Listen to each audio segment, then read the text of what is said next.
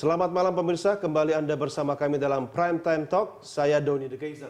5 fraksi memutuskan mengganti orang-orangnya di Mahkamah Kehormatan Dewan untuk mengawal kasus pencatutan nama presiden yang dilakukan oleh Ketua DPR RI Setia Novanto. Langkah ini dianggap syarat dengan kepentingan politik. Aroma suap 20 miliar hingga kekhawatiran isi rekaman yang akan menyeret nama-nama besar menimbulkan pertanyaan, akankah dalam sidang MKD nanti nasib Ketua DPR Setia Novanto benar-benar di ujung tanduk atau masih bisa diselamatkan oleh para koleganya? Kita akan mendiskusikannya bersama pengamat politik Sirajuddin Abbas dan anggota Mahkamah Kehormatan Dewan yaitu Syarifudin Suding, dan juga nanti akan bergabung bersama kita melalui sambungan telepon yaitu anggota fraksi Golkar Hardy Susilo. Pak Syarifudin Suding sudah bergabung bersama kita. Saya sapa dulu langsung dari gedung DPR RI. Selamat malam Pak Syarifudin. Iya, selamat malam Mas Doni. Iya. Selamat malam Pak Sirajuddin. Ya, baik Pak Syarifudin. Di studio ada Pak Sirajuddin Abbas. Pak Syarifudin, bagaimana kondisi MKD sekarang?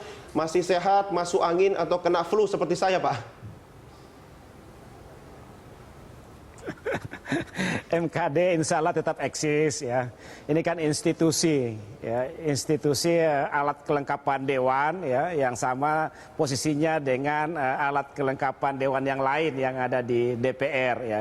Mari kita berharap semoga institusi ini tetap kita jaga, karena ini adalah penjaga harkat dan martabat ya para anggota dewan. Makanya dalam Undang-Undang 17 tahun 2014 yang tadinya pada periode sebelumnya ini merupakan badan, itu ditingkatkan menjadi mahkamah ya. Apa artinya mahkamah? Ini dalam rangka untuk meriksa, mengadili dan memutus ya suatu perkara yang diduga kuat ya, dilakukan oleh para anggota, melakukan pelanggaran etika ya, kepatutan dan juga dari sisi moral. Ya. Saya sangat percaya pada Anda Pak Syarifudin. Anda punya integritas yang bisa mengawal MKD. Tapi apakah MKD, teman-teman Anda dan yang lain-lain itu bisa bebas dari intervensi?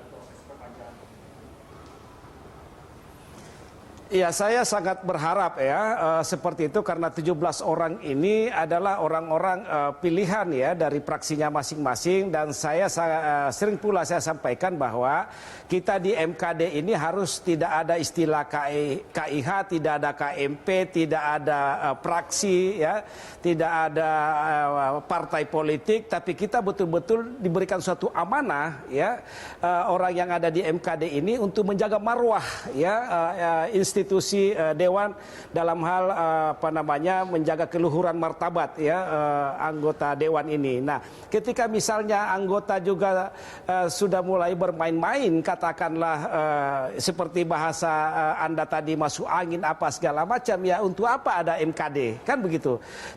Jadi filosofi lahirnya Mahkamah Kehormatan Dewan ini dalam Undang-Undang 17 tahun 2014, karena saya ikut membahas undang-undang ini pada periode sebelumnya, itu adalah bagaimana meningkatkan citra anggota dewan di mata masyarakat. Karena pada saat itu ya banyak perilaku-perilaku anggota yang terlibat persoalan korupsi ya, lalu kemudian terlibat dalam persoalan-persoalan yang tidak etis ya, yang tidak patut dilakukan sebagai pejabat publik. Makanya dari badan kita tingkatkan menjadi mahkamah gitu loh.